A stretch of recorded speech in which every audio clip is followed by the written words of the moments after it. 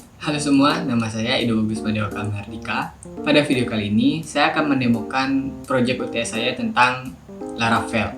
Jadi ini merupakan proyek UTS untuk mata kuliah pemrograman web di kampus TIK Indonesia. Nah, langsung saja kita ke demo proyeknya.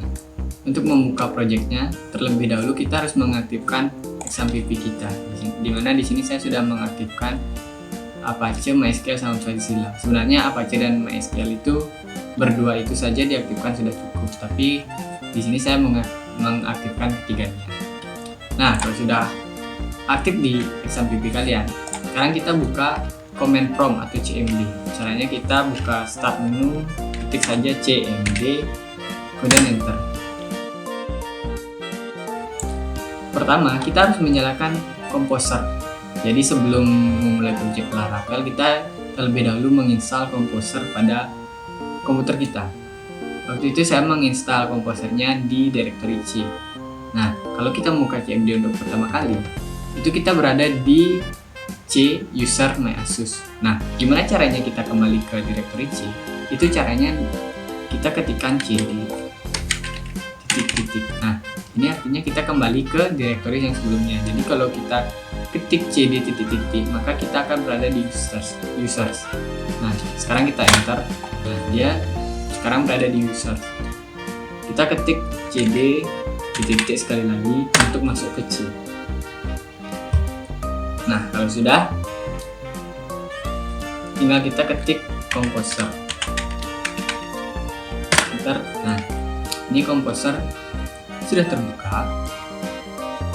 Jika Composer kalian sudah terbuka, maka sekarang kalian menuju ke direktori di mana kalian menyimpan file project untuk web kalian.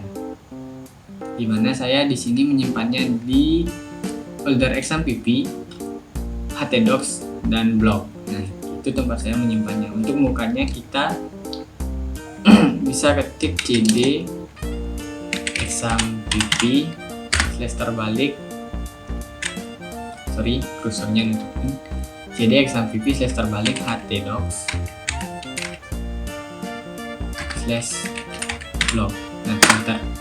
Nah, di sini kita sudah masuk di direktori penyimpanan kita. Setelah ini kita akan mulai menjalankan Laravel dengan cara mengetikkan php artisan serve.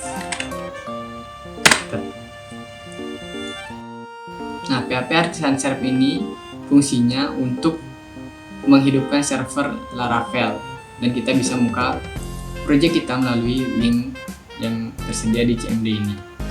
Kita copy saja linknya. Nah, ini Ctrl C. Kemudian kita buka browser kita. Kemudian kita paste link yang tadi, link CMD itu di browser kita. Nah, ini proyeknya sudah terbuka. Di sini saya menggunakan template Laravel Blade dan juga template dari Bootstrap. Ini terdapat application bar-nya. Ini saya buatnya dari Bootstrap. Kemudian tombolnya ini dan semua tampilannya ini saya menggunakan Bootstrap. Jadi di sini project UTS ini sengaja saya tulis di sini karena biar gampang aja, ini project UTS gitu. Mungkin kalau nanti di UAS itu saya ubah menjadi project UAS. Di sebelahnya ini terdapat menu home. Ini tampilan menu home, menu mahasiswa, dan about. Nanti kita buka yang kedua ini. Nah, di sini terdapat ucapan selamat datang dan sebuah pesan. Untuk melihat daftar mahasiswa, silahkan klik tombol mahasiswa. Maksudnya ini. Jadi kita dapat mengakses daftar mahasiswa dari sini ataupun dari sini. Nah, yang pertama kita akan mengakses dari sini, maka dia akan menuju ke bagian mahasiswa. Sini terdapat daftar mahasiswa. Dan kebetulan ini saya baru menambahkan 2 data saja. Kemudian metode yang kedua, kita bisa melalui navigation bar di sini. Ini sama aja. Kita klik, ini akan tampil ke daftar mahasiswa. Nah, di sini saya biasanya kan di daftar mahasiswa itu ada nama, ada nick, ada email, ada alamat, nomor HP, dan sebagainya. Itu biasanya ditampilkan seperti tabel di Excel kan ke samping, ke bawah, panjang. Nah, di sini saya membuatnya lebih simpel. Jadi yang bagian detail ini kita bisa klik. Nah, di sini baru kelihatan data detail mahasiswanya. Ini namanya, kemudian terdapat nicknya, ini emailnya, dan jurusan yang diambil. Nah, di sini saya akan mendemokan bagaimana cara kita menambah data. Untuk menambah data itu kita klik tombol tambah data yang di sini, tambah, dan kita masukkan namanya. Misal saya cak aja ya, mungkin Ardi Budianto. Ardi Budianto. Nah, ini nama teman sekelas saya. Kemudian nicknya kita masukkan sembarang aja ya. Nicknya itu biasanya jumlahnya 16 digit. Kita masukkan sembarang. 1, 2, 3, 4, 5, 6, 7, 8, 9, 10, 11, 12, 13, 14, 15. Nah, kita masukkan acak. Emailnya kita juga asal aja ya, mungkin ardi@gmail.com. Kemudian jurusannya mungkin dia mengambil jurusan TIDGF. Nah, setelah itu kita klik tambah data. Nah, ini muncul pesan error. The nick must be 16 character. Berarti saya sudah memberi limitasi bahwa nick itu harus 16 karakter. Jadi ini saya buatnya 1, 2, 3, 4, 5, 6, 7, 8, 9, 10, 11, 12, 13, 14, 15. Jadi kurang lebih sama. Kita coba tambah data. Sip. Data mahasiswa berhasil ditambahkan. Nah, ini datanya yang baru. Kemudian, jika kita terdapat kesalahan dalam menginput data mahasiswa, kita bisa update data mahasiswa tersebut dengan cara klik detail. Di sini ada tombol edit. Nah, tombol edit ini fungsinya untuk mengupdate atau mengubah data yang kita masukkan tadi. Kita klik edit. Nah, ini merupakan data yang kita masukkan tadi. Di Budianto, nicknya sekian, emailnya, jurusannya. Kita anggap di sini kita salah memasukkan emailnya. Nah, nama email yang benar itu Ardi Budianto@gmail.com, misalnya seperti itu. Kemudian kita klik ubah data. Nah, data mahasiswa berhasil diubah. Kemudian kita cek lagi di detail di sini, apakah datanya itu benar udah ubah atau belum. Kita klik di sini dan ya, ini emailnya sudah berubah. Yang tadi ardi@gmail.com sekarang berubah jadi ardibudianto@gmail.com. Nah, kalau kita pengen menghapus data mahasiswa, kita juga bisa melalui detail ini juga. Klik detail, kemudian ini ada pilihannya hapus. Klik hapus, data mahasiswa berhasil dihapus. Sekarang datanya sudah dihapus dan cuma tersisa 2 data. Di sekian di bagian menu mahasiswa, kita lanjut ke menu about. Nah, di menu about ini saya nggak tahu sih mau ngisi apa, cuma saya buat perkenalan aja. Di sini ada hi there. Nah, halo di sana gitu. Bagi yang membuka web ini, dia bisa tahu pembuat webnya siapa. Jadi saya kasih keterangan web ini dibuat untuk proyek UTS pemrograman web 2 Sticky Indonesia oleh saya sendiri, Ido Bagus Manjorka Mardika. Dan di sini saya juga kasih copyright ya, biar ini ada copyright 2020 Mardika Online Reserve. Kemudian di sini ada tombol home. Jika kita klik home, maka dia akan kembali ke homepage atau ke halaman selamat datang ini. Nah, itulah tadi hasil demo dari project saya. Sekarang saya akan menampilkan source code atau codingan dari project Laravel saya. Mungkin saya tidak akan menjelaskannya secara detail ya, karena saya juga kurang begitu bisa menjelaskan bagaimana cara menjelaskannya dengan efektif. Jadi kalau kita menggunakan Laravel, itu dia sudah membuat beberapa file, bukan beberapa sih, tapi banyak file template yang sudah siap kita gunakan untuk project web kita. Yang pertama itu saya cuma jelaskan yang penting-pentingnya aja ya. Kita masuk di folder resource. Masuk di folder root. Di sini ada namanya WPHP. Nah, WPHP ini tempat kita memasukkan root atau tempat kita mengalamatkan jika ada yang mengklik icon atau mengklik menu yang terdapat di halaman web kita. Nah, misalnya yang ini, root get about page controller about. Ketika users mengklik menu about, itu akan diarahkan ke page controller dan menampilkan about. Nah, gimana cara membuat page controller? Itu kita bisa membuatnya melalui terminal. Caranya itu kita klik view dan kita pilih terminal. Ini tampilan terminal waktu kita buka. Sekarang kita bisa ketikkan PHP Artisan, kemudian make _2. Nah, make ini berarti membuat. Kita ketik make, kita ingin membuat apa? Make controller kan? Kita ketik controller, spasi nama controller kita. Kalau yang ini namanya itu page controller. Tinggal kita ketik misalnya apa? Halaman controller. Kita bisa ketik halaman controller. Nah, pada saat membuat controller ini kita harus menggunakan huruf kapital pada huruf pertamanya. Ini namanya halaman, hanya besar, controller C-nya besar. Setelah ini kita klik enter. Setelah klik enter, maka dia controllernya akan masuk di folder HTTP controllers. Ini page controller, itu dia terdapat di sini, page controller. Nah, tadi kan saya bilang jika ada user yang mengklik about, maka akan diarahkan menuju page controller untuk menampilkan about.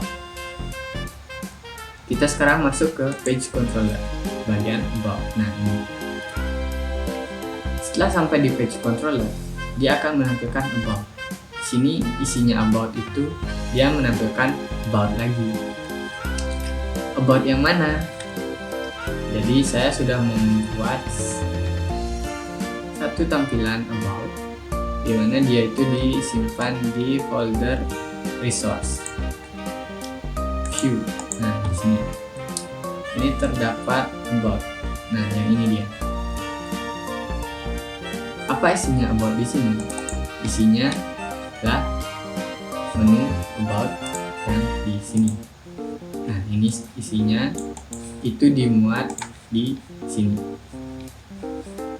Jadi secara singkatnya, ketika mengklik menu about, itu dia diarahkan ke page controllers untuk menampilkan about, di mana about di page controller itu menampilkan about yang ini, sehingga terbukalah halaman yang ini.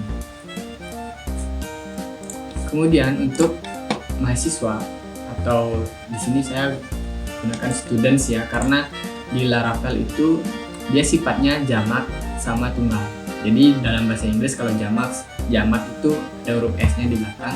Itu misalnya saya pakai mahasiswa, itu jadinya mahasiswas. Itu kan aneh, makanya saya pakai student bahasa Inggris biar gampang. Nah, di sini ini kenapa ada banyak seperti ini?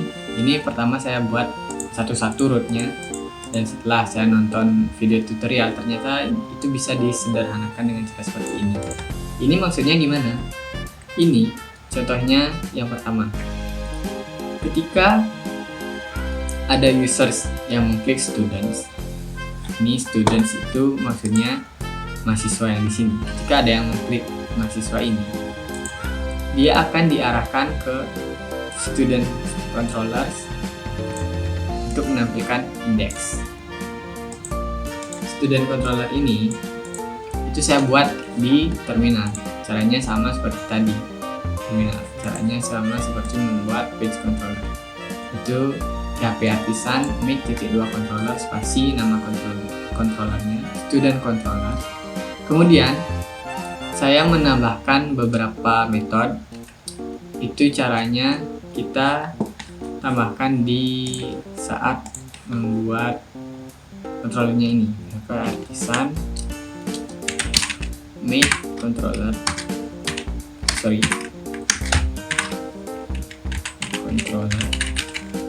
student controller.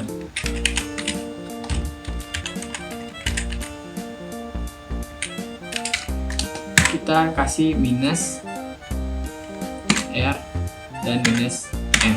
Nah, ini fungsinya untuk menambahkan metode. Apa fungsinya metode? Itu fungsinya untuk kita create datanya, create, read, update, dan delete. Lanjut ke pembahasan tadi, ketika ada users mengklik student, itu dia diarahkan ke student controllers untuk menampilkan index. Kita buka file student controllers. Nah, ini ketika ada yang mengklik menu students atau menu mahasiswa, dia akan diarahkan ke student controller untuk menampilkan indeks, di mana indeks di sini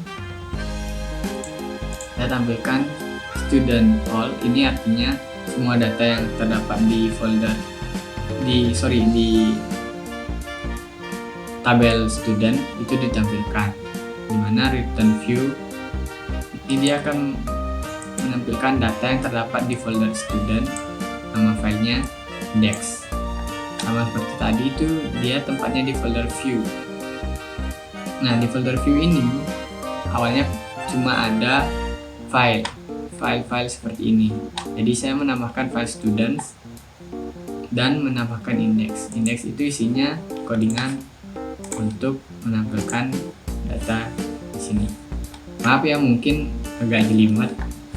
Saya juga kurang begitu bisa menjelaskan. Ini saya coba jelaskan sebisa saya saja. Nah, mungkin itu aja yang bisa saya jelaskan untuk codingannya. Yang lain-lainnya ini juga sama. Ini student create, ini untuk menambah data. Dia juga diarahkan ke student controller create, student controller create. Yang ini dimasukkan datanya di sini, kemudian disimpan di sini dan menampilkannya di sini. Nah, itu intinya. File-file yang saya buat itu terdapat di sini di bagian web.php. Kemudian indeks yang ini welcome enggak, ini index. Kemudian di about. Kemudian saya juga membuat satu template untuk navigation bar-nya. Nah, ini dia di main blade. Kemudian saya juga membuat tabelnya. Itu saya membuat tabelnya menggunakan query builder dari sini di terminal di sana. Jadi kita tidak membuat file manual melalui phpMyAdmin. Kemudian saya juga membuat file ini controllernya, controller student controller sama page controller. Habis itu saya membuat juga di folder student ini, saya membuat create ini untuk menambah datanya, ini edit untuk mengubah datanya, index itu untuk menampilkan data, show ini juga untuk menampilkan data, tapi dia menampilkan datanya di bagian ini, di detail ini. Nah, ini show-nya ini menampilkan data yang di sini. Jadi mungkin sekian yang bisa saya jelaskan mengenai project saya. Terima kasih sudah menonton. Kita ketemu di video selanjutnya. Bye bye.